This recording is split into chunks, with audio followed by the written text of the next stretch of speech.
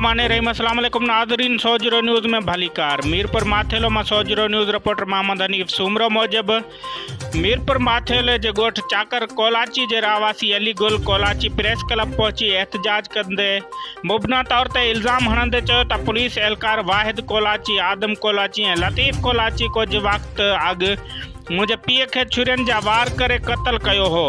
हींअर असांजी ज़मीन ते कब्ज़ो कयो आहे। ज़मीन ते ठहियल मुंहिंजी झोपड़ी ड्राही आहे ऐं नलको बे पटे खणी विया आहिनि। मां मिसकीन माण्हू आहियां, मूंखे घर खां बेघर कयो वियो आहे। हुन एसएसपी घोटकी खां मुतालबो कयो त फौरी तौर ते एक्शन वठी जवाबदार ख़िलाफ़ कार्रवाई कई वञे ऐं मुंहिंजी ज़मीन तां कब्ज़ो ख़त्म कराए ॾिनो वञे।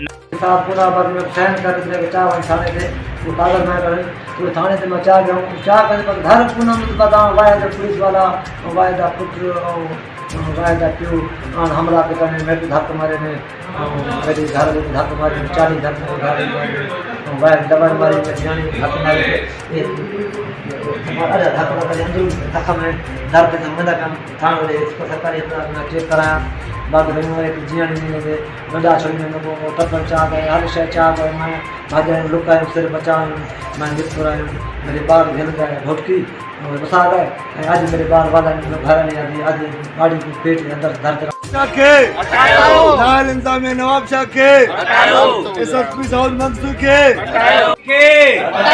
एसएसपी नवाब शाह सऊद मंसूर के।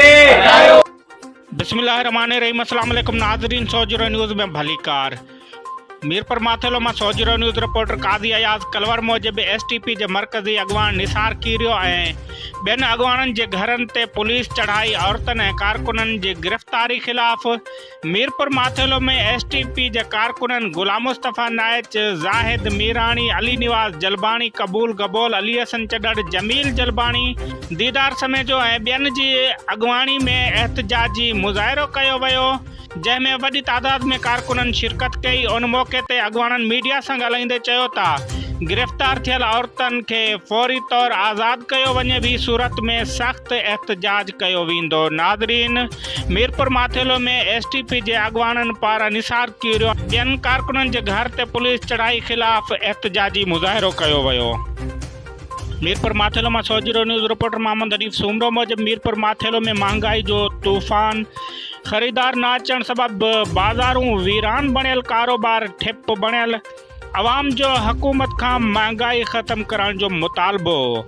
माण्हुनि मीडिया सां ॻाल्हाईंदे चयो त एॾी महांगाई आहे जंहिंसां पेट पालणु ॾुखियो आहे। शयूं चवण ते महांगियूं विकामजनि पियूं। हिन गॾियल हुकूमत जो बि वाइदो वफ़ा न थी सघियो।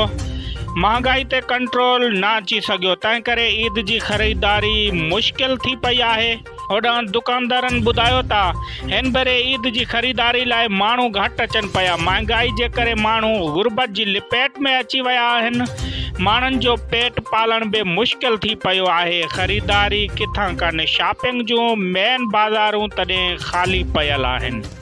मीरपुर माथेलो में 100 न्यूज़ रिपोर्टर मोहम्मद हनीफ सूमरो मूजिब सिंध हारी कमेटी के अगूणे चेयरमैन मरहूम कामरेड मांदल शहर की धी खिरोई की रहवासन मिसमात ज़रका शहर ऐं ॻोठाणनि जी ॾहरकी ऐं मीरपुर माथेलो में वधंदड़ बदअमनी ख़िलाफ़ एसएसपी घोटकी जी ऑफिस आॾो निठाण उस में एहतजाजी मुज़ाहिरो करे धरणो हयो वियो। उन मौक़े ते मिसमात ज़रका, कामरेड कटोहर शहर ऐं ॿियनि चयो त मीरपुर माथेलो ऐं ॾहरकी मां मोटरसाइकिलूं चोरी थी रहियूं आहिनि। ॿाहिराड़ी में चौपाई माल जी चोरी, शहरनि जे घरनि मां चोरियूं, अगवा जूं वारदातूं रोज़ जो मामूल बणिजी चुकियूं आहिनि। पुलिस नाले मातर वञी रही आहे। हुन वधीक चयो त असां चोरी कंदे जवाबदारनि खे पकड़े ॾहरकी पुलिस हवाले कयोसीं, पर ॾहरकी पुलिस हुननि खे छॾे ॾिनो।